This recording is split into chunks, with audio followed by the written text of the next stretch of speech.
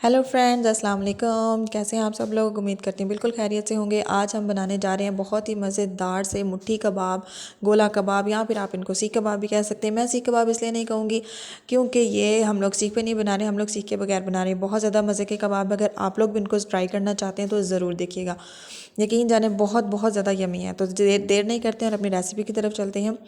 ये कीमा है जिसको कि मैंने मैरिनेट कर दिया था, लेकिन अब मैं आपके सामने नहीं कर सकी क्योंकि थोड़ा सा लाइट का इशू आ रहा था, और वैसे भी इसको तकरीबन ओवरनाइट मैरिनेट करना बहुत ज़्यादा ज़रूरी होता है, तो इस वजह से थोड़ी सी प्रॉब्लम आई थी। लेकिन मैं आपको पूरी डिटेल से इसके तमाम इंग्रेडिएंट्स ज़रूर बताती हूँ ताकि आप लोगों को अच्छे से इसकी समझ लग सके।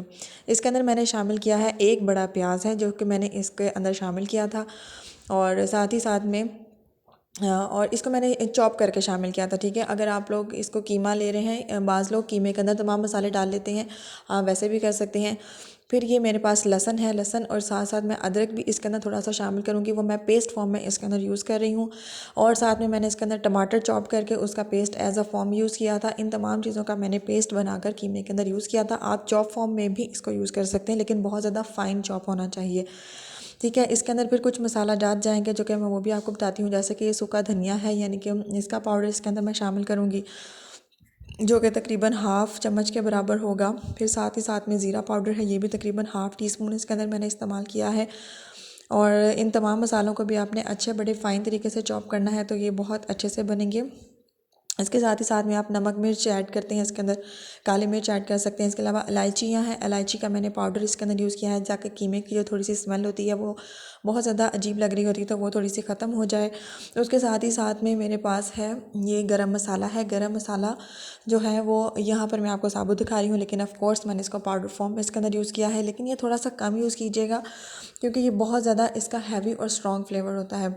ठीक है, ये देखें, ये ज़ीरा और धनिया पाउडर ये कुटा हुआ था, ये मैंने आपको दिखाने के लिए मैंने यूज़ किया है, ताकि ये अच्छे तरीके से आपको भी पता लग सके कि मैंने किस तरीके से यूज़ किया है। और साथ ही साथ में वो कचरी पाउडर यूज़ किया है मैंने इसके अंदर, वो भी बहुत ज़्यादा ज़रूरी होता है थोड़ा सा टेस्ट को इन्हेंस करने के लिए, और जो कीमा है हमारा थोड़ा सा टेंडर हो जाता है इसकी वजह से।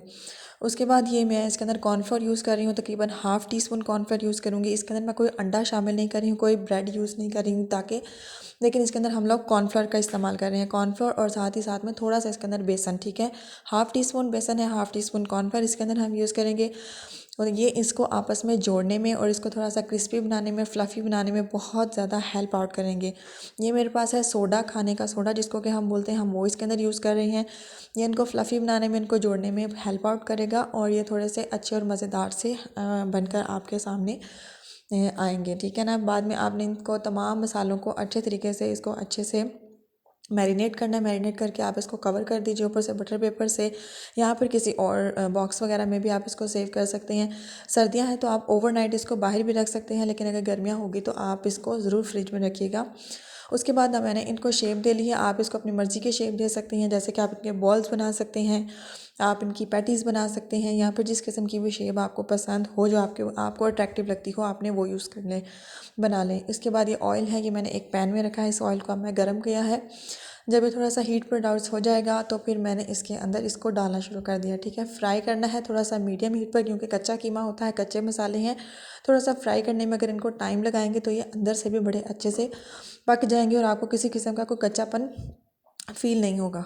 ठीक है, तो ये देखिए मैं बारी बारी करके तमाम इसके अंदर डाल रही हूँ, और इसको मैंने मीडियम फ्लेम पर तकरीबन 3 मिनट के लिए मैं इसको कुक करूँगी।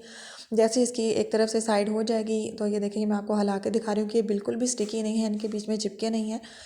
और ये देखिए मैंने इनकी साइड टर्न कर ली है, और ये दोनों तरफ से अब थोड़े से गोल्डन ब्राउन हो गए हैं। गोल्डन ब्राउन आपको जौन सा भी कलर पसंद हो आप उस टाइप का इसका कलर रख लीजिए, और इनको निकाल लीजिए प्लेट में। अब भी देखिए कि ये मेरे पास एक खाली कढ़ाई है, ये बिल्कुल साफ़ है, बिल्कुल इसके अंदर कोई भी चीज़ नहीं है।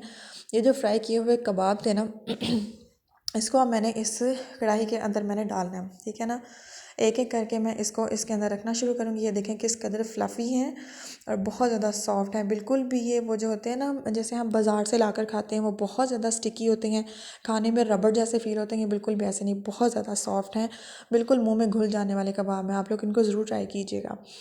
और ये देखें जी, ये कुछ कोयले थे जो कि मैंने दहकते हुए रखे हुए हैं। ये जब पूरे तरीके से दहक चुके हैं ना, यानी कि बर्न हो गया, तो अब मैं इसको इसके अंदर रख रही हूँ। ठीक है, मेरे पास छोटे कोयले थे इसलिए मैं दो तीन इनको रखूँगी। अगर आपके पास एक ही बड़ा वाला कोयला हो तो आप लोग वो भी रख दीजिएगा, वही भी काफ़ी होता है। लेकिन मेरे पास क्योंकि पीसेस बहुत छोटे हो गए थे तो इस वजह से मुझे इनको देखना पड़ रहा है कि मैं थोड़े से ज़्यादा पीसेस रखूँ ताकि जो इसका एक स्ट्रॉन्ग फ्लेवर है वो इनके अंदर आए, और जब हम खाएं तो हमें ये ना लगे कि हमने फ्राई कर रहे हैं, बल्कि हमें यही लगे कि हम दूसरे ही खा रहे हैं। तो आप फिर मैंने इसको ऊपर से कवर कर दिया था और कवर करने के बाद या मैंने इसकी प्लेटिंग कर दी है। थोड़ी देर बस आपने इसको धुआं दिलवाना है और ये इसके अंदर बड़ा अच्छा सा कोयले का जायका आ जाएगा। और ये देखें, ये मैं आपको इनको दिखाती हूँ, ये तोड़ कर, ये बहुत ज़्यादा मज़े का, ये देखें फुल सॉफ्ट है। और ये मैंने इसको ब्रेक किया और ये अंदर से बहुत ज़्यादा मज़ेदार सा, देखने में भी आई कैचिंग है, मसाले सारी नज़र आ रही हैं जो कि बहुत ज़्यादा अच्छे लगते हैं। ज़रूर ट्राई कीजिएगा, दुआ में याद रखिएगा। अल्लाह हाफ़िज़।